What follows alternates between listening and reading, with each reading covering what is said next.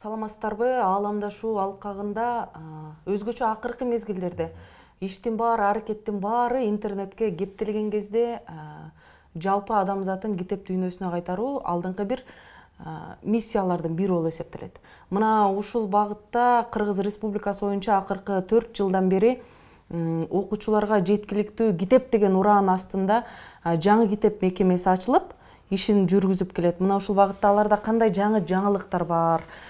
Генен кеп куралы деп студиябызга Төлөгөн мырзаны чакырдык. Саламатсызбы? Саламатсыздар. Кош келдиңиз. Негизинен ушу көпчүлүк биздин көрөрмандардын баары эле биле бербесе керек. Бир аз токтолуп кетсеңиз, бул жаңы китеп мекемесинин миссиясы жөнүндө. Анан улантабыз да. Жаңы китеп мекемеси 2018 жылы 30 августта ачылган болчу. Бул жаңы китеп мекемеси бул билим берүү министрлигинин алдындагы мекеме болуп саналат.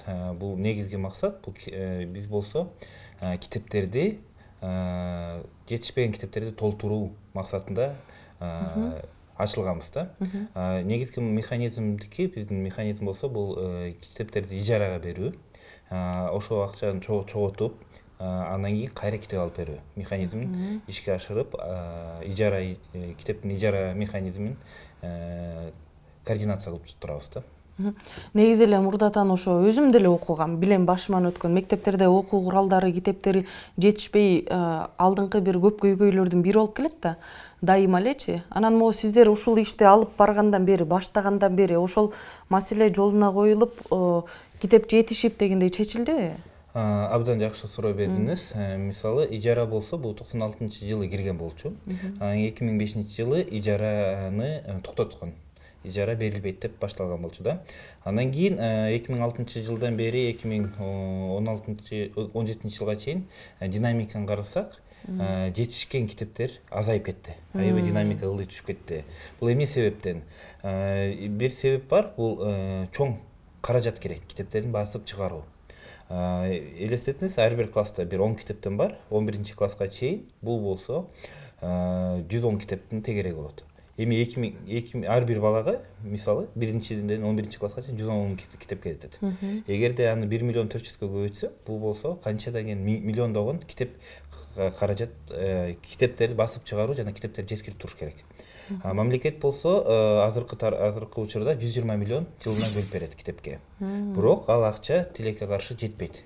Жыл сайын 120 миллион. 120 миллион. Эксперттердин саноосу менен жылына 600 миллион керек болуп атат. Ошонун көйгөйүн чечиш үчүн жаңы китеп мекемесин ачышкан болчу. Ал негизги максат бул болсо китепке берилген акчаны, ижарага берилген акчаны кайра китеп басып чыгаруу.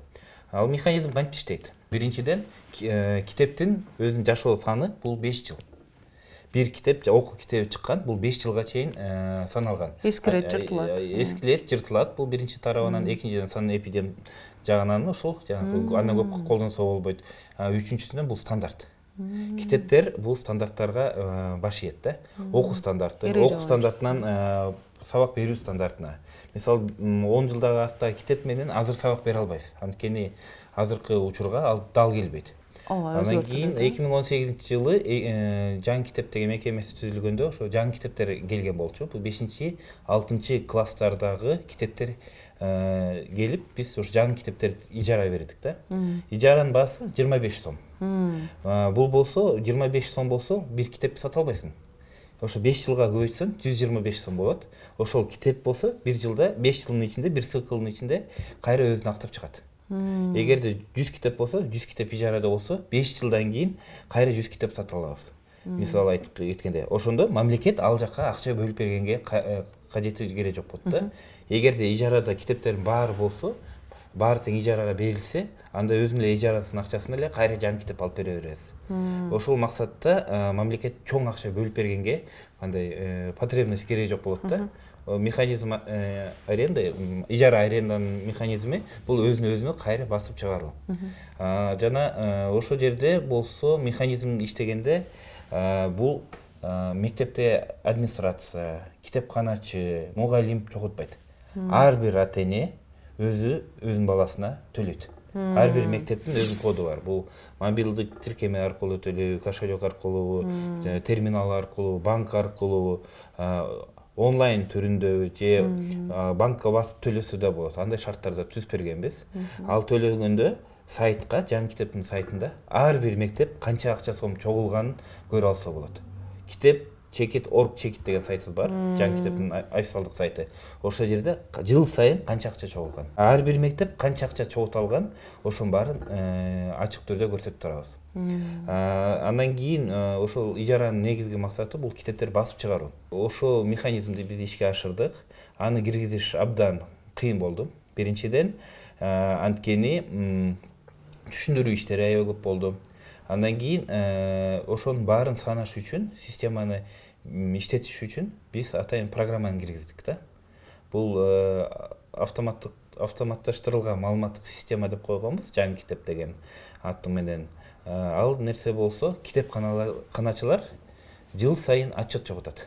Мисалы, мурункуга чейин карап келелик, бизге чейин, жаңы китепке чейин. Жаңы китептен кийин маалымат чогулткан механизмдерди түшүндүрүп кетейин. Мурун болсо, кагаз түрүндө болчу отчеттор. Мисалы, китепканачы кайсы китеби бар, кайсы китеби жетишет, жетишпейт, ошонун баарын кагаз түрүндө жазчу. Журнал түрүнөн кайра кагазга өткөрчү. Кээ бирлер болсо, компьютер бар болсо, алар Word түрүндө жазып набирать этчи. Аны болсо райондорго берчи. Элестетиңиз, ар бир район, ар бир мектептен ошо маалыматтар чогулткан канча убакыт кетет. Анан райондордун баарын чогулткандан кийин Аблано берип, Аблано Билим берүү министрлигине берчи. Анан Билим берүү министрлигинен бир адис болуп отуруп, бүт баарын кошуп чыкчы, бүт областтарды. Бир отчет чогултуш үчүн, бизде канча китеп бар деген отчет чогултуш үчүн 3 айдын убакыты кетчи. Ал отчет бул жак эме министрликке жеткичекти ал өзгөрүп кетиши мүмкүн да. Ошол 3 айдын ичинде бир чогулган эме отчет болчу да. Анын отчеттун аты D10 деген болчу. Жаңы китеп мекемеси түзүлгөндөн кийин биз да ошол көйгөйдү көрдүк. Ал көйгөйдү чечиш үчүн биз партнерлорго кайрылдык. Азия өнүктүрүү банкы бизге абдан жардам берди. Билим берүү министрлиги колдоосу менен биз ар бир китепканачыга компьютер алып бердик. Бул 2139 компьютер Кыргызстан боюнча ар бир китепканада компьютери бар, принтери менен иштей турган бүт компьютердун техникасы менен алып бердик да. Андан кийин аны алып бергенден кийин бул 2 жылда жеткирип бердик, ар бир мектепке жеткирип бердик. Андан кийин башка көйгөй пайда болду да. Үйрөтүш керек Деген, туура айтасың. Кээ бир китепканачылар мышка дегенди кармагандан корккон болду. Кол менен түртүп койгондор болду. Аны кантип иштейм деген максат болду. Анан бизде колл-центрлерге да кайрылган, компьютер иштебей атат, эмне кылабыз депчи.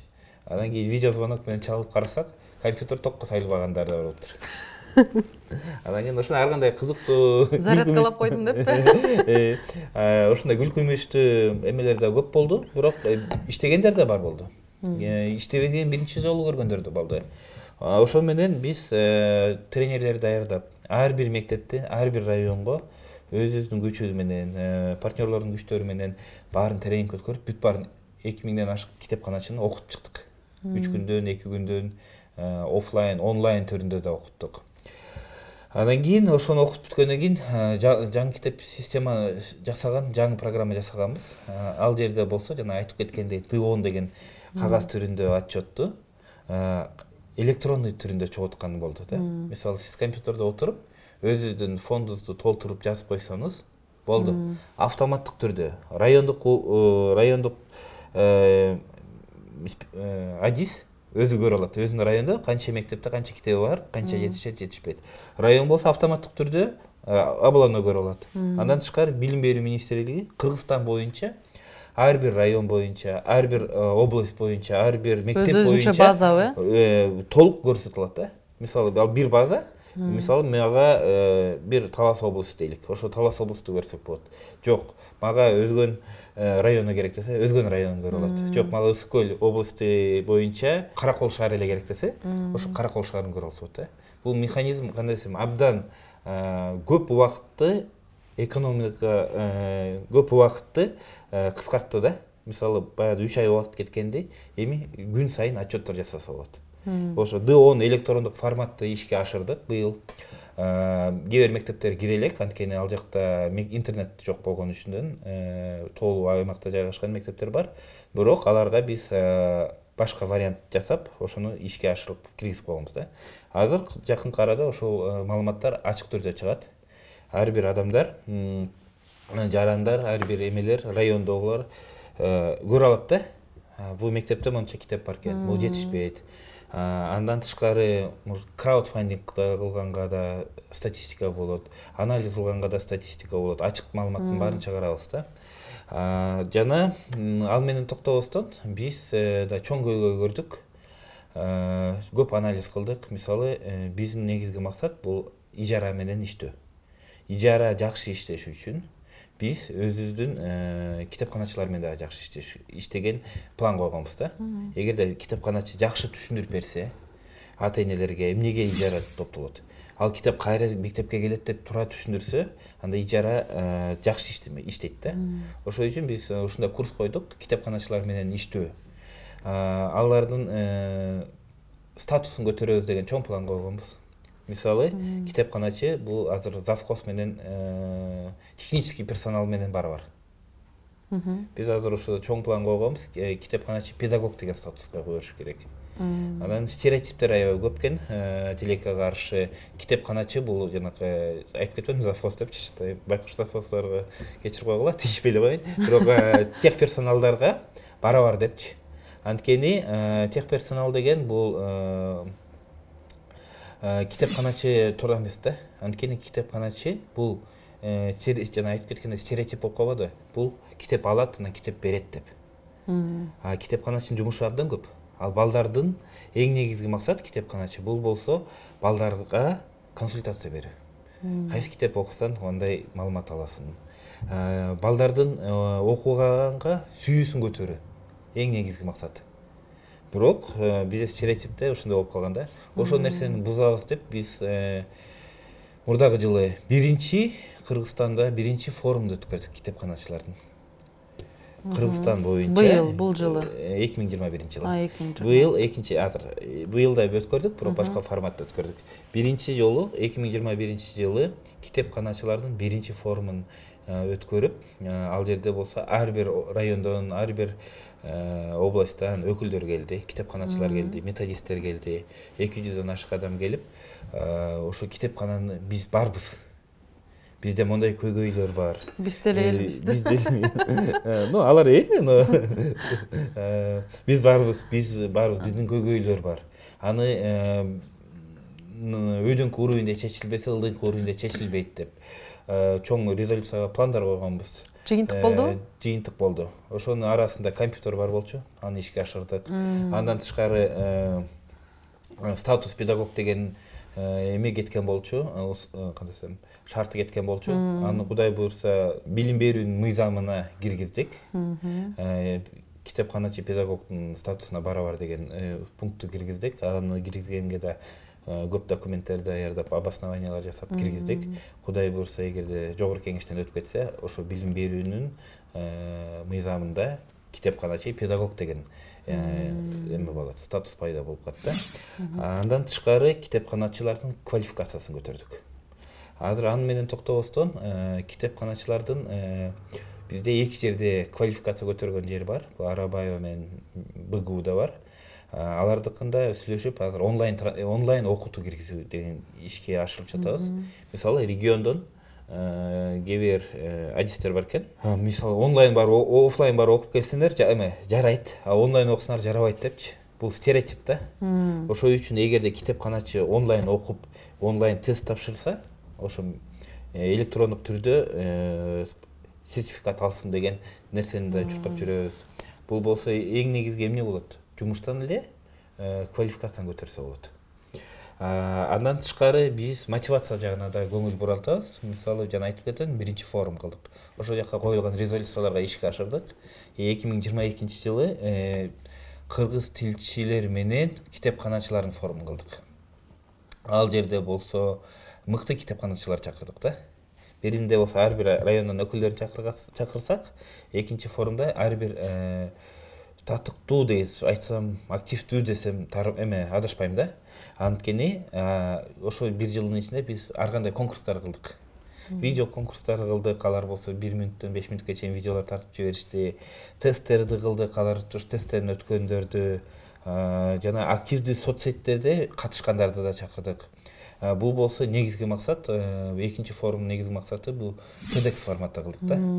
Бул жерде болсо китепканачы кантип өзүнү алдыга алып кетсе болот деген. Кантип өздөрү долбоор жазып, кантип долбоорлорду алып келсе болот.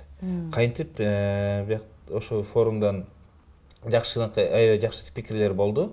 Мисалы бир спикерлер өзлөрү китепканачылар болду. Өзү китепканачылар болду. Биз практиктерди алып келдик. Теоретиктер эмес, практиктер өздөрү айтып берди. Мисалы, бир китепканачыбыз болсо, өзүнүн айылында китеби жок жан келген экен китепканага. Андан кийин иштеп атканда китептер аз экен. Ошо китептерди көбөйтүш үчүн айылдын баарын чогултуп, ада айтканда краудфандинг го, ошондой шерине кылып чогултуп, китептерге акча чогултуп китеп алып келди.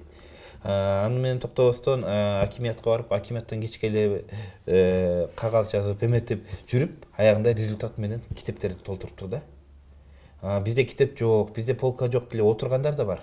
Бирок андай карабастан башка китепканачылар бар. Долбоор жазып, же спонсор таап, ошону өнүктүрүү. Андан кийин китепкана деген жер бул мурункудай классикалык түрдө форматта болбой калды деп айтсам туура да. Ал китепкана трансформация болуш керек. Китепкана бул балдардын жакшы көргөн жери болуш керек. Мисалы, бир угулга келип, мисалы, мындай сонун картинкалар болсо, тиктоктор эмне жаманбы? Балдар ошол жерде жүрөт. Бир жерге отуруп алып, долбоорлор жасаса жаманбы? Айыпталыштыралы депсиздер. Ошондой жаңы форматка өткөрүш керек болуп атат да китепканаларды. Ошону өткөрүш үчүн кандай кылыш керек? Өйдө жактан ылдый түшүш, бул кандай десем, жасап коюшат, бирок эффективдүү болбой калышы да мүмкүн. Эгерде инициатива ылдый жактан өйдө кетсе, ошондо биз өзүбүз оюбузга жетебиз да. Анткени аларды биз кечке эле мотивация кылганга күч кетирбесек болот. Анткени алар өздөрү мотивация кылышат. Жана китепканачылардын сообществолору түзүлгөнгө аябай сүйүнүчтүм. Алар болсо группа кылып, WhatsApp группадан ачып, китепканачылар өздөрүнүн көйгөйлөрүн сүйлөшүп баштады. Өздөрүнүн эмелер кантип мурда андай байланыш жок беле? Андай байланыш жок болчу. Ошол мактанбай эле коелук, бирок бул болсо жаңы китептин бир кичине жетишкендиги болот деген айтсам да болот. Анткени эң негизги максат бул балык бере бербей, удочка бериш керек да. Анткени өздөрү өзүн багып кетсе, өздөрүн өнүксө, бизге да жакшы, мамлекетке да жакшы. Жана балдарга да жакшы да. Андан кийин ошо система жөнүндө айта кетсем, жана сиз айтпайсыз, интерактивный депчи. Ал жакка токтош үчүн ошо айтып кетпедимби? Ошо интерактивныйга кетиш үчүн биз ошо көйгөйлөрдү чечтик да. Биринчи инфраструктурдук вопросту чечтик, бул болсо компьютер, техника. Экинчи квалификационный, бул болсо жана знания, билими, там компьютер менен колдонгону. Үчүнчү этабы бул болсо өздөрүнүн активдүүлүгүн көтөрүү. Азыр төртүнчү этап болсо бул биз аналитиканы бере алабыз. Мисалы, мурун отчеттун бир эле түрү бар болчу. Д10 депчи. Азыр болсо китепканачылар мен аябай жакшы көрөм, ошолордун китепканачыларды. Алар мага жаза башташты да. Мондай кылып отчет чыгарсак кандай болот депчи. Идея берип баштады. Ошол нерседен биз ошо системага киргизе баштадык да. Ал системада мисалы нехватка учебников деген атайын бир отчет жасап бергилечи дейт. Ал да аябай жакшы. Мисалы мектепти басып канча китеп жетишпейт десе, бир кнопканы басып туруп распечатка кылып алып, же электрондук почта аркылуу жиберип коет. Боттан даяр. Андан тышкары канча китеп арендада деп ошол отчетто чыгарат. Андан кийин канча китеби эскирди, канчасы жаңы деп азыр алда бассам бир 7-8 түрдүү отчет онлайн түрүндө даярдап калды. Бир маанилүү суроо болуп атат да, башында деген жана китепканачылар деген ата-энелерге түшүндүрүү иштерин да жүргүзүш керек деп эдиңизби? Эмнеге ижарага берилет деп? Чыны менен мамлекеттик мектептердин баарында китептер жеткиликтүү бекер болушу керек деген эреже бар да, туурабы? Жок, ал жерде туура эмес. Анткени китеп бул инструментарий да. Инструментарий, эгерде биз азыр ижараны киргизбесек, биз китепсиз да калыш мүмкүнбүз. Же экинчи анда жаңы китептин максатын, негизги максаты бул китептерди жеткирип берүү. мамлекетке жардам берүү тарабынан да акчанын фондун чогултуп кайра китеп алып берүү. Эгерде мамлекет жыл сайын баягы айтылган акчаны бөлүп бере берсе, анда жаңы китептерге кереги жок. Анда жыл сайын ошо жетиштүү китептерди алып берип басып турса, эмнеге сурадым, ошо ата-энелер түшүнүп, ушундай түшүнбөстүктөр жоюлдубу деп сурап атам да. Ал бар, жакшы, аны исследование кылынган болчу. Ошо ижара боюнча сайт, билим берүү министринин сайтында бар. Ал эме изилдөө. Көбүнчө ата-эне сүйүнүштү. Ижарага. Анткени 25 сомго 10 китепти алса, 8 китеп алса, 1 жыл үчүн. 1 жыл үчүн 200 сомго атат.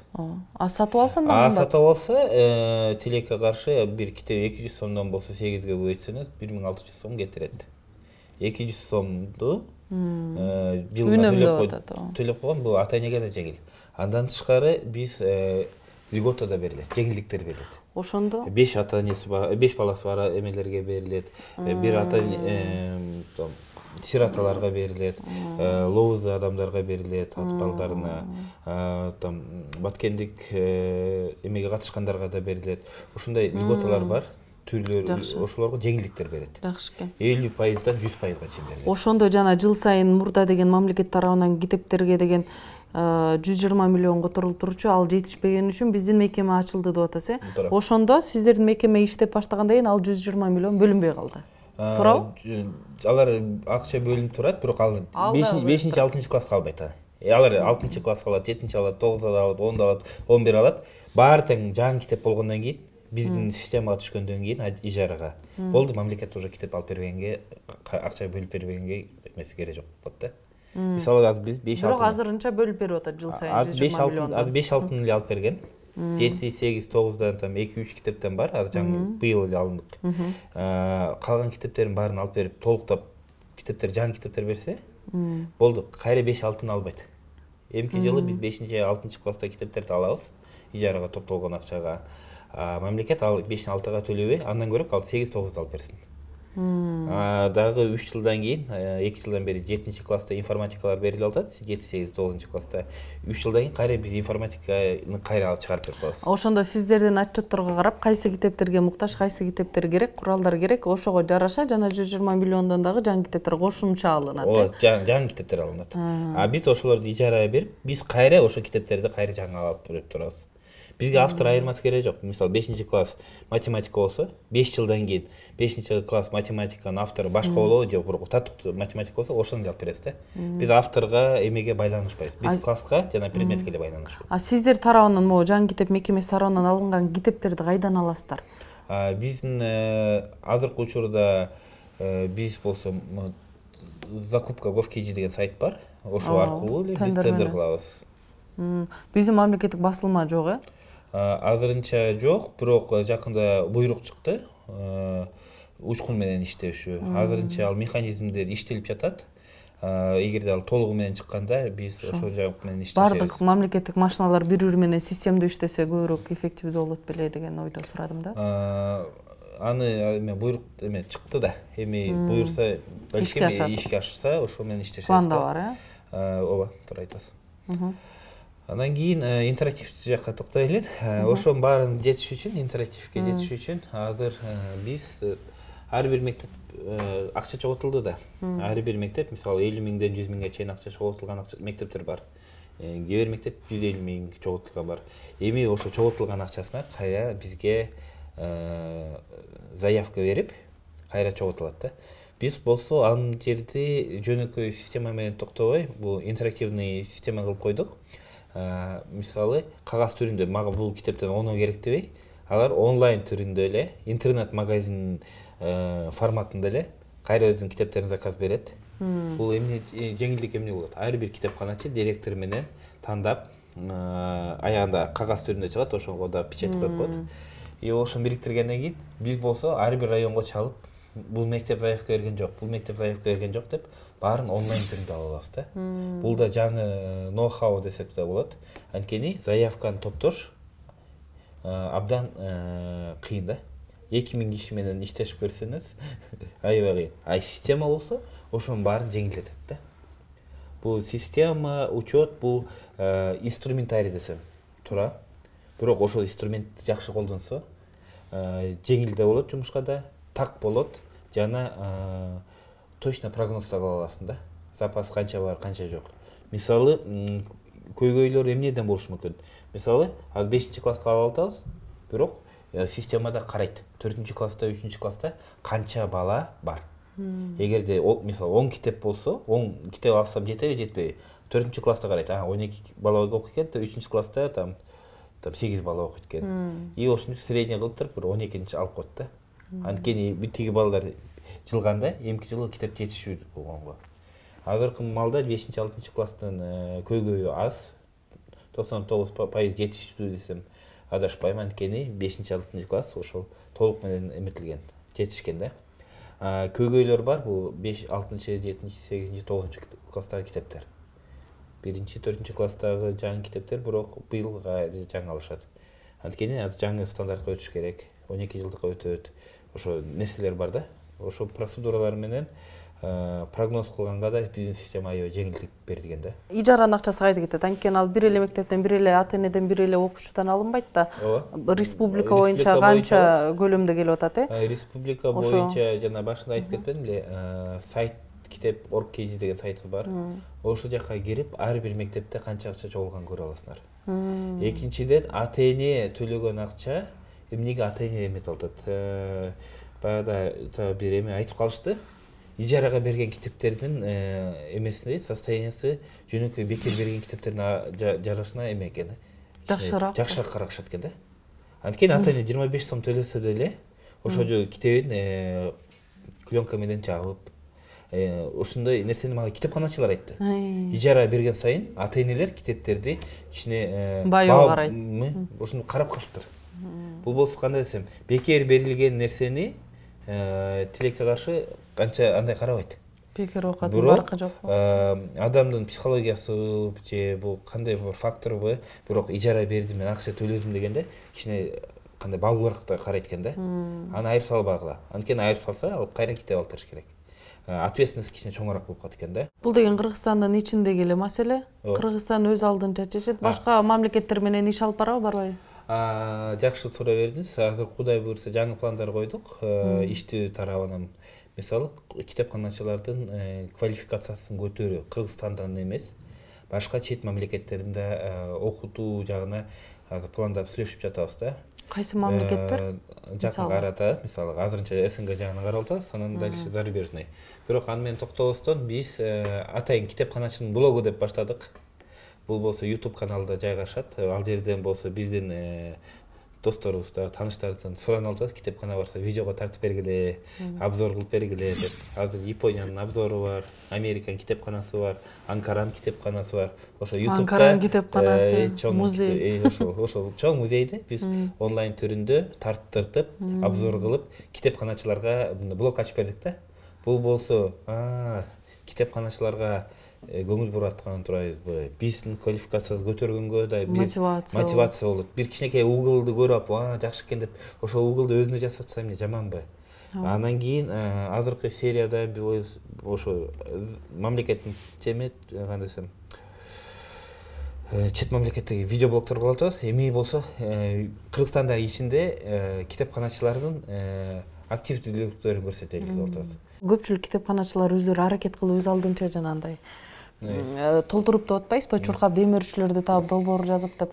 Анан эң алдыңкы китепканачы же эң алдыңкы китепкана деген сыяктуу сыйлык берген ушундайлар бар, сынактар жүрөт. Быйыл бердик. Быйыл болсо китепканага системасына салым кошкон адамдарга бердик. Бир 10го жакын адамга бердик. Мисалы, ошо китепканачынын блогунда 4-чү чыгарылыш болуш керек. 3-чү чыгарылышта карасаңар, ошо TEDx форматта атайын блог жасаганбыз.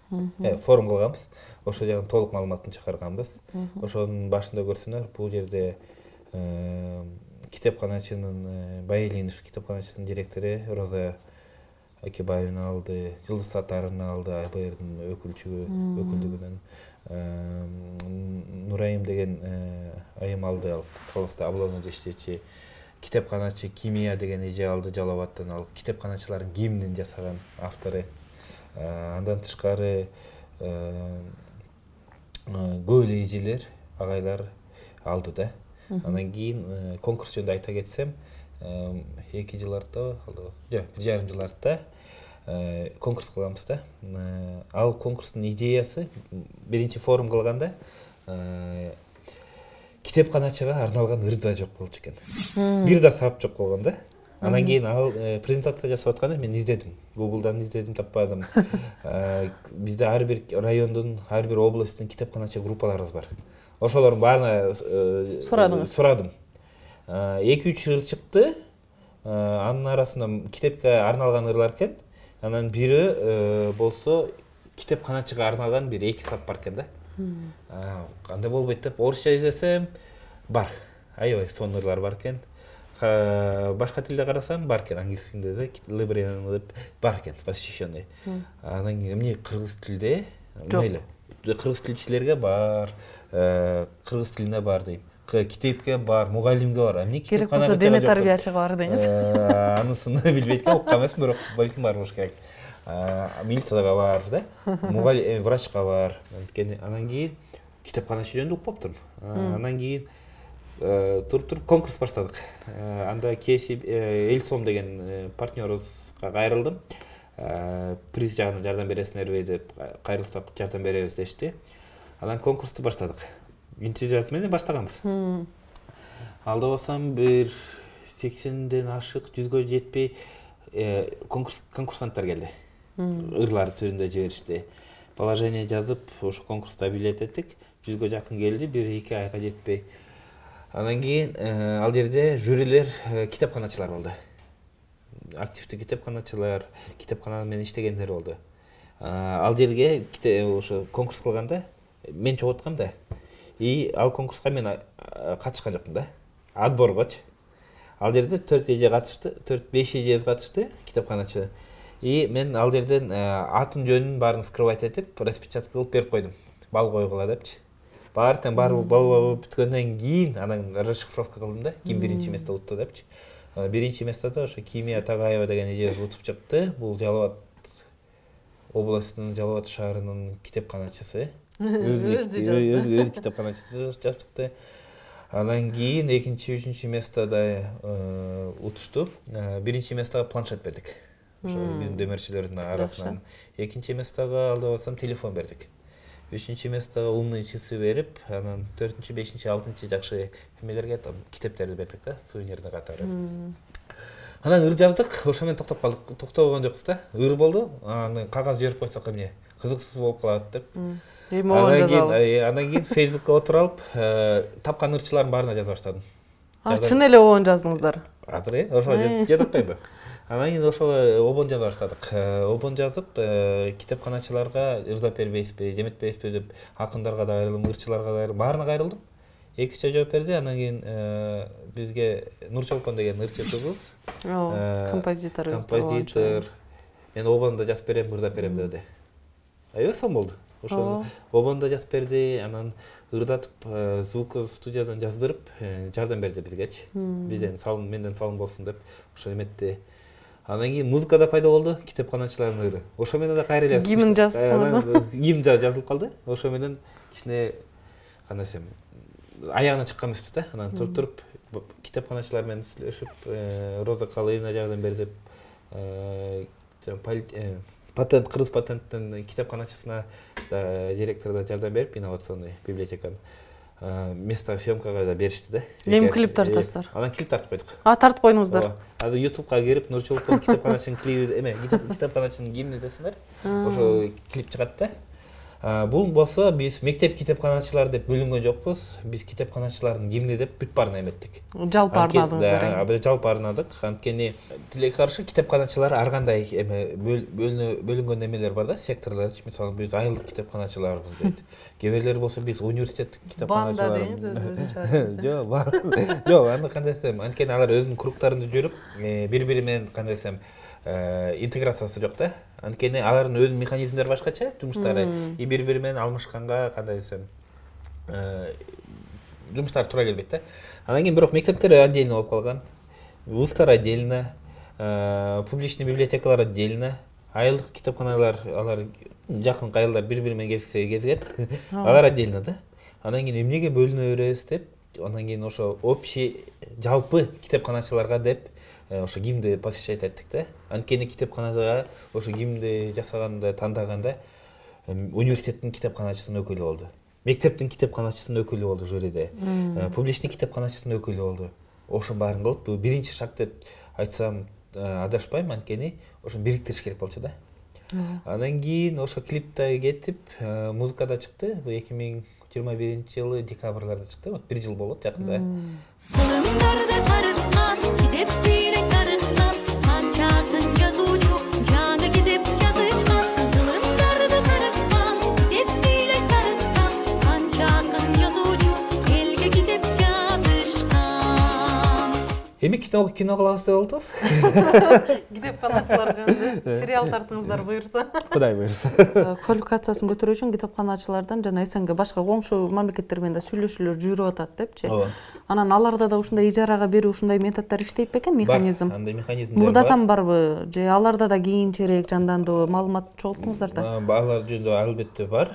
Мисалы, Өзбекстанда бар ижара боюнча, жакынкы арадагылар карасак. Мисалы, Арменияда алар болсо 1-класстан 11-класска чейин баарын ижара кылып киргизип койгон да башында. Алардын опыты да жакшы, көрсөк болот. Анткени алардын механизми 1-ден 11-класска чейин бүт баарын алып берген. Алдабаса Всемирный банк АБР менен алып беришкен. Бизде да АБР ачып берген ошо китептерди, фондду. Ошонун негизги максаты ошол бир алып бергенден кийин механизм өзү сразу кеткен да. Иштеген. Анткени бизди болсо 5-6-ны ижара берип атабыз. Акырын 7-8, 11ге чейин кетсек, анан жаңы китептер чыккан сайын бере беребиз да. Аларды болсо биз киргизип салып, анан кийин бир жакшы жери мен оюм боюнча, жеке оюм боюнча, алар болсо азыркы жакын кошунаны карасак, Казакстан менен Өзбекстан. Алар болсо популярдык Оксфорд, Кембридж деген китептер бар. Издательстволор. Ошолорду адаптация кылып киргизип коюшту да. Ошол нерсени да бир жагын туура көрөм, анткени 400 жыл, 500 жыл жазган китептер, издательстволор, мировой китептер, Малайзия менен өгөнүккөн китептер, Европа, Африкада колдонулуп атат, Арабияда колдонулуп атат, Кытайда колдонулуп атат англис тилин. Ошолор популярдык китептерди киргизип салышкан да. Көйгөй жок, анткени бүт баары готовый да. Эгерде бизде ошол жолго да түшсөк туура болот деген ишеним бар. Анткени химия, физика, информатика, алар болсо баары эле формула, баары эле теория бир эле да. Закон гравитация бир жерде, баары эле жерде бирдей да. Ошондой сыяктуу эле нерселерди STEM китептерди аларды ошо жолго түшүрүп тажрыйбасы бар Казакстан, Өзбекстан өздөрү менен эле кызматташып ошол системаны, ошол китептерди бизге алып келсе болобу? Болот. Анткени Өзбекстанда international версия деген бар. Алар болсо ошо international версияны киргизип коюшкан да. Алар адаптация кылбай. Казактар болсо кичине башка жол менен кетишкен. Алар адаптация кылышты китепти. Ал жакта адаптация деген бул кандай десем национальный эмелерди киргизген да, там одежданы киргизет, там флагты киргизиш мүмкүн, тигини киргизиш мүмкүн. Редакторлор. Кичине редактура. Бирок основной бир 90% эчтеке өзгөрүлбөйт да. Аны киргизгенден кийин азыр алардыкы алдыга кетүү десем адашпайм, анткени мисалы Өзбекстандан бир университетке тапшырыш үчүн англис тилин билбесең тапшыра албайсың. Сертифицированный там TOEFL же башка форматта өтпөсөң. Эмнеге англис тилин кандай десем коюш керек? Анткени жаңы чыккан маалыматтардын баары, открытиялардын баары англисче. Эгерде программированияны алсак, анткени ал жагынан мен өзүм биринчи жумушум бул программист, биринчи профессиям. Анткени бүт жаңы чыккандын баары англис тилинде чыгат. Андан кийин орусча которулуш мүмкүн. Орусчадан кыргызча которулганга бир 3-4 жыл өтүп кетет да. Ал маалымат актуалдуу болбой калышы мүмкүн. Ошол үчүн первый источниктерди да кандай десем алган деле жакшы да. Эгерде биз дүйнө жүзүндө чыгыш үчүн мисалы англис тилинде азыр бул билиш керек эмес, уже билиш керек план эмес, бул уже факт болуп калды да. Параллельно Кытай тилин да үйрөнүш керек, мисалы түрк тилин үйрөнүш керек. Алар деле жакшы. Дүйнө элине тил менен журулуш керек да.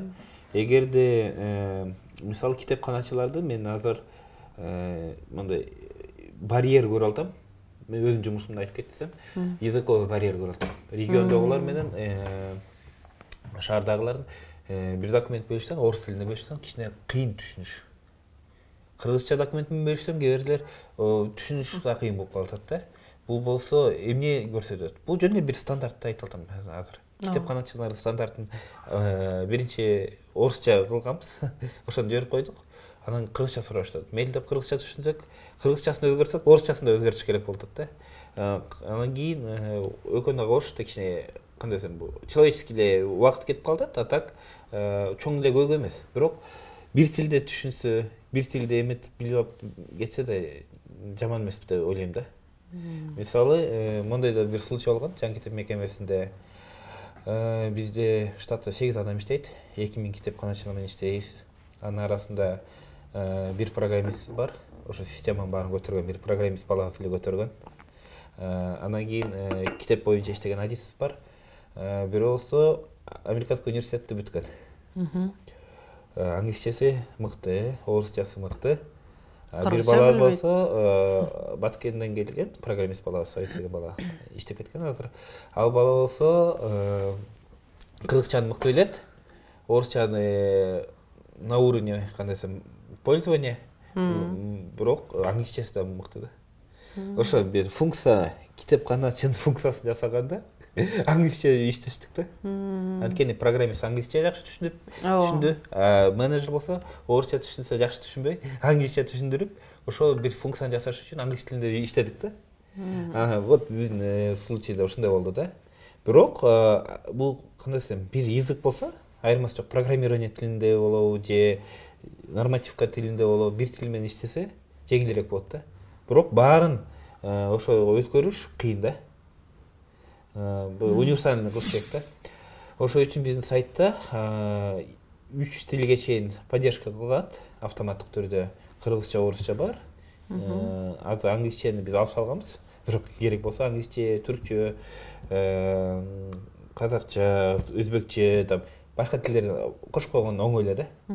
Андан кийин мактанып кетсек болот. Бул Кыргызстан боюнча андай система жок да. Биз жасаган китептерди санап учет кылган андай система жок. Эгерде башка китепканаларга карасак, алар болсо Ирбис деген российский система менен колдонушат. Жылына 50 000 сомдой ушундай турат. А биз болсо 2000 мектепке бекер ошондой система жасап киргизип койдук да.